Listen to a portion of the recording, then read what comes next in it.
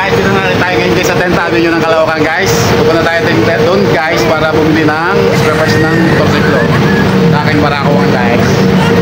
So yun lang guys. Guys, dito ako ngayon sa may 11th Avenue.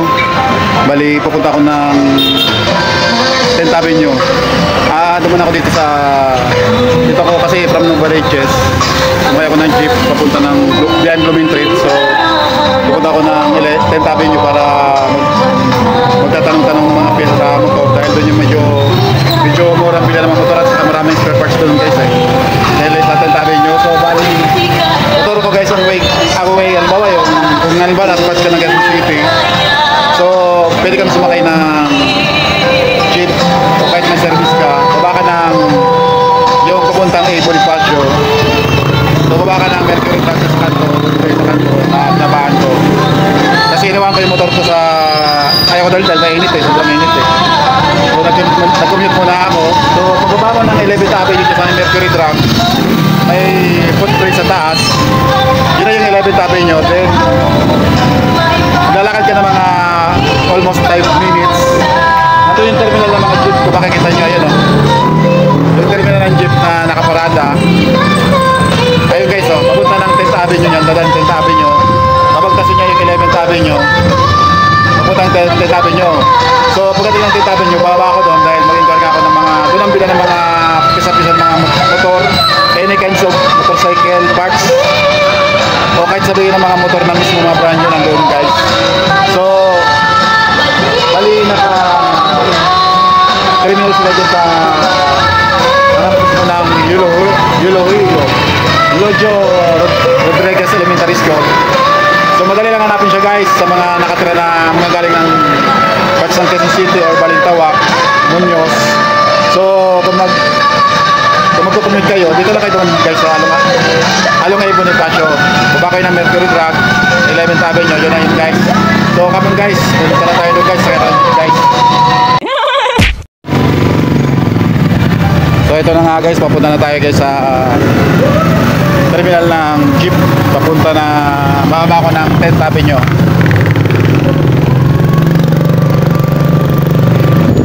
Bali ang nakalagay na gahe ng jeep dito is A Mabini to 10th Avenue. So dito tayo guys sa loob.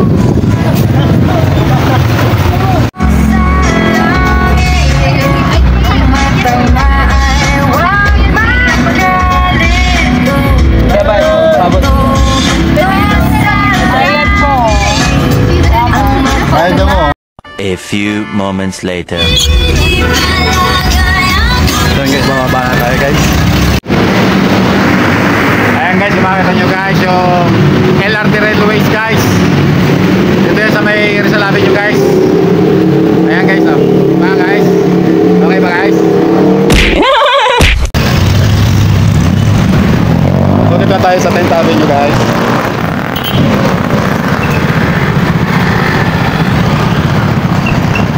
So pasok tayo dun sa Cycle Mart para mag-inquire ng, kasi ang bibili ko dito guys yung bali inquire ako ng ano na ito yung Cycle Mart guys. So, ayan, mga mura dito guys yung mga pyesa ng mga motor. Monday to Saturday sila naka-open, pero pag Sunday sarado sila guys, kaya huwag kayong pupunta rito ng Linggo dahil sarado guys, sayang yung pamasahin nyo at ikot nyo.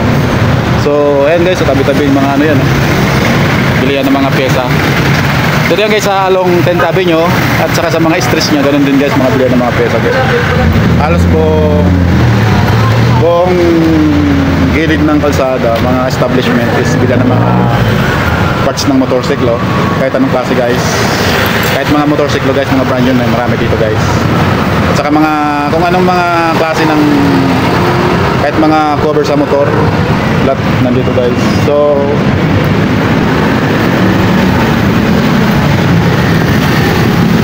ayan guys, tabi yan ng Philippine National Bank guys, yung Cycle Mart. So pasok tayo guys.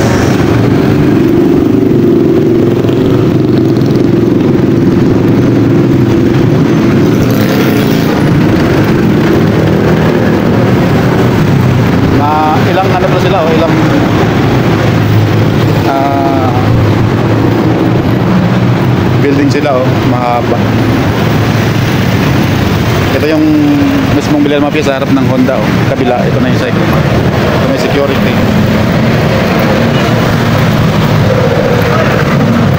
Ito sa loob niya, yan mga bilhan mga piyesa. Okay lang ba magpakot nito? So dito na tayo guys sa loob ng cycle mark. Magkaano tayo? Ayan o. Para ako kasi yung motor ko guys. So garon tayo ng... Pero galing ako dito. Bumili ako dati ng last few months pa lang. Bumili ako ng pyesa yung hub. Saka buong rear hub. Saka complete set. Bumili ako dito guys. So malaki na tipid ko. So magkatanong tayo dito guys ng shock na chrome kung magkano, kung meron silang stock. Tatanong natin kung magkano. Mas maganda kasi yung bumili sa mismong physical store kasi sa mga online kasi guys minsan maluloko ka guys eh. Minsan hindi quality yung matatanggap natin na mga order natin kasi nakikita lang natin sila sa mga social media. So dito lamang pa rin yung mismong mapunta mo yung actual na store nila para makita mo yung quality ng binibili mo. Okay guys, yung barako kasi guys, yung barako ko guys medyo na-stock eh, di ko naman siya nagagamit. So gusto ko ulit siya na buhayin. Actually nagagamit ko na siya kasi pinaayos ko na, pinagawa ko na. So kailangan natin palitan ng mga ibang parts niya para mas lumanda siya. So yun nga, kasi almost ano na rin sa akin yun eh, 15 years. Ito yung mga stock ng Cycle Mar.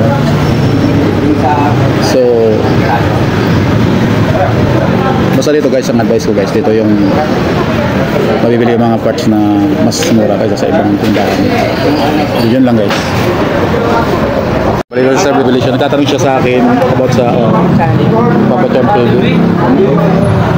Nagtatanong sa akin sir, galing sa Barako Black Comer, sabi ko meron yung original, kaso medyo mahal. So yun kasi yung motor mo yung sir Barako? Tricycle o single? Tricycle. Nag-inquire ka, no?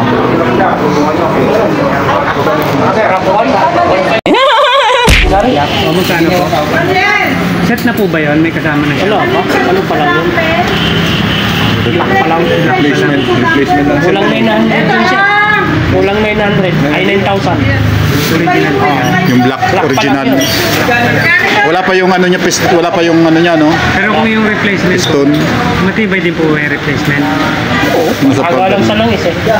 Basta alaga sa langis. Okay na rin yun. Nasa ano yan eh. Dati bumili akong replacement. Ilan yung Nasa pambaraka mo? Ay dito yung dalawa no? 1.9 yata. Pag di kaya ng budget, replacement, basta ano lang, alaga mo lang sa langis. Walang problema. Basta hindi imitation. Pag dito pinili yung replacement, may matibay din. Pero pag sa mga imitator lang, mga China, ito Japan naman yung ano nila. Kahit na hindi siya. Hindi dito imitation, ito replacement lang. Replacement. Pero kasi mas walang quality sa mga labas mo lang nabibili. Oo. Sa Binondo, ganyan. Wala pa yata ang 3,000 yung replacement nila. Wala pa. Kasama na ano yan. Dati bumili ako niyan, ano eh. 1.8 ba yun? 2K. Mahal lang ano. More than 1 year na. Magkano sir yung ano, yung chrome na shock ng Barako? Chrome lang. Oo, magkano? 500 sir? Ha? 500 lang isa. Yung may ano yan, may ano sa ibabaw, may cover. Ito ganito sir. Mga sa Raiders 155. 145. 145. Yung side cover niya sir, magkano? Barako 400 sir. Sa kabila na yon. Anong kulong? Ay sir, kumindot ka nun. Sige sir, paano nga ako? Water nga ako niyan.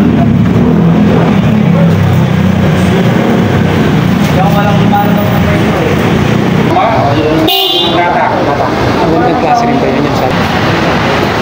So ito guys yung bigyan kong shock na chrome. Yan na po yan. Isang set na po ito? Oo.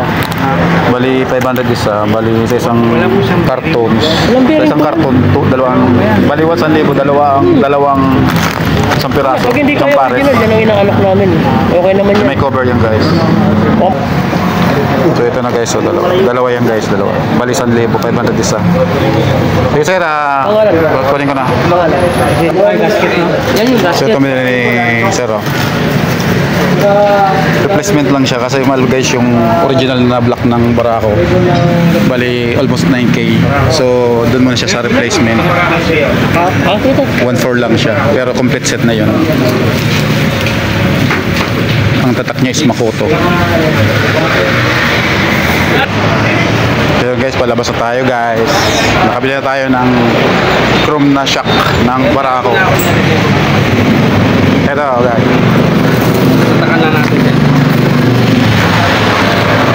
Hindi na mag-vlog? Ha? Vlog? Oo.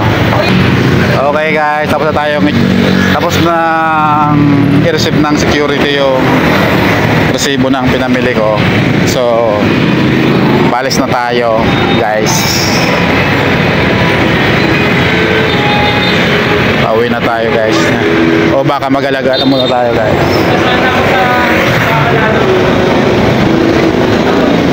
Bale, next time ko na lang bibilhan yung side cover ng Barako kasi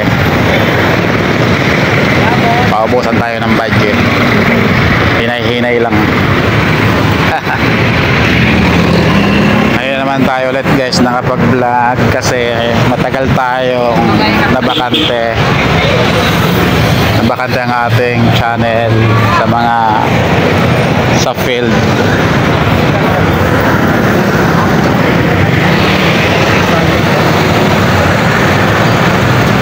Kaya guys, hindi kayo ganun kadali mag-vlog guys. Gumawa ng channel guys. Marami kang sakripisyong gagawin. Sacrifice yourself, sacrifice your money.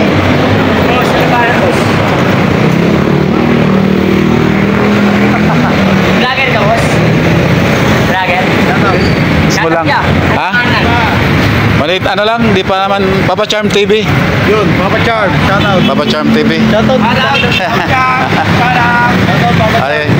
Ay, ba subscribe sa YouTube saka Facebook. Yo.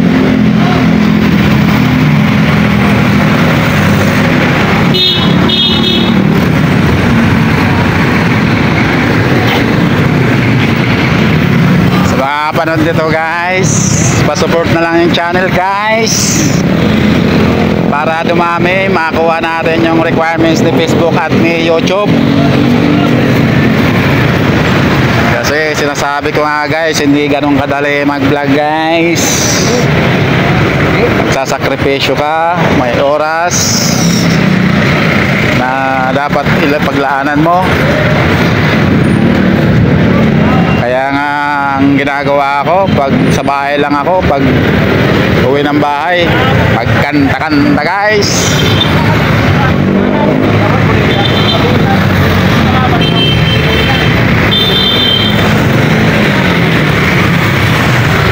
Pero sana dumating ang araw na dumami ang ating followers sa Facebook at saka sa YouTube yung subscribers.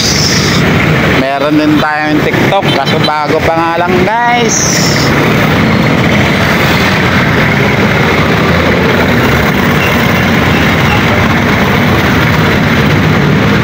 So dito na tayo guys sa ilalim ng LRT station dito sa may 10th Avenue corner Rizal Avenue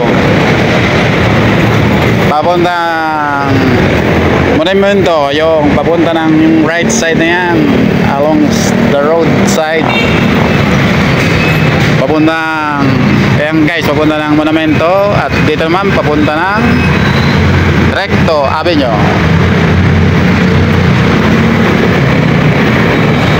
So, dito muna tayo sa chrome shock ng Barako at hindi natin kayang magdagdag pa. Next time, may araw pa naman guys. So, yun lang guys. Maraming salamat.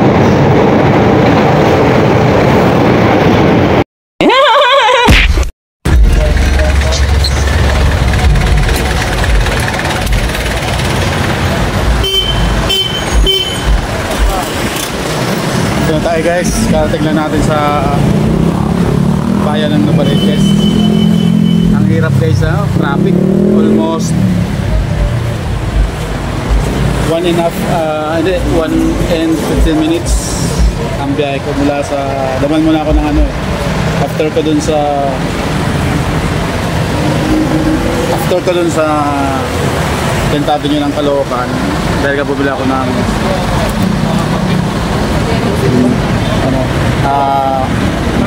shock ng Barako. So bali dumiretso ako ng Recto Quiapo. Medyo nag-ikot-ikot muna ako doon.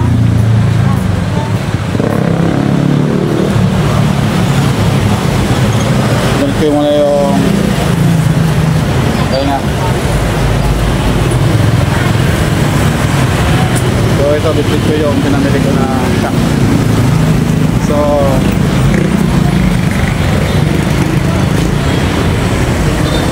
dalan tayo dito sa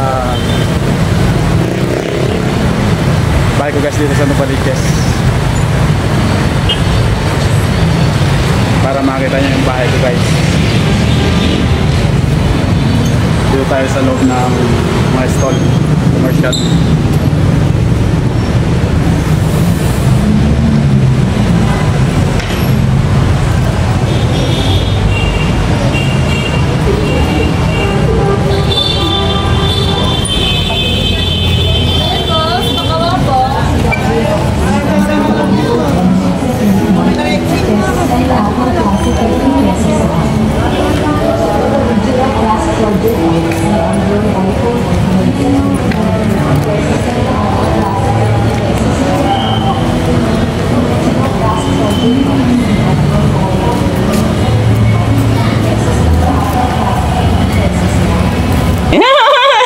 Tayo nyo guys yung walang kulay na yan guys.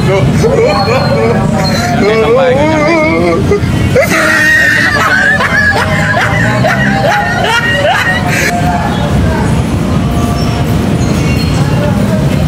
Joke lang guys, joke lang. Uwi na ako guys, nadaanan ko lang to. A few moments later. So dito muna ako sa Nova Mall. Magpapalamig konting oras. Maya maya uwi na ako. Ito guys, oh. Hindi naman ito masyadong kalakihan pero pwede na rin. Dito yan sa may Novaliches proper.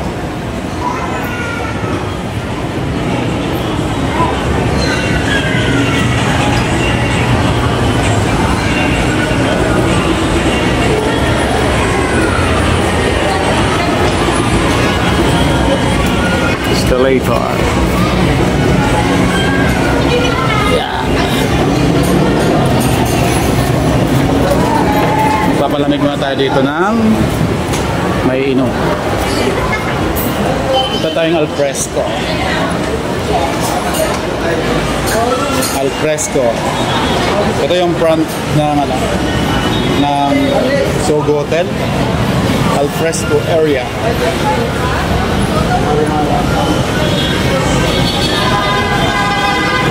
Kita nyo naman guys yung view dito, oh. Diba?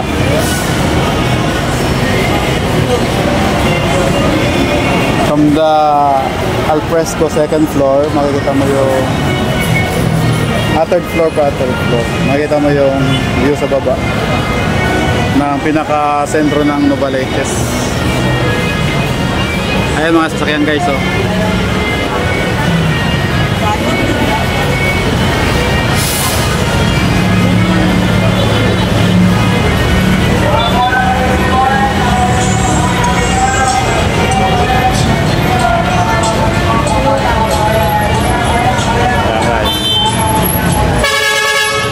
Ganito na dito guys, ka-crowded ang mga tao guys. Unlike dati nung araw, mga 1990s, mga 1990, 91. Linggo lang ang maraming tao dito pero kulang pa eh. Pero ngayon halos araw-araw ang daming tao.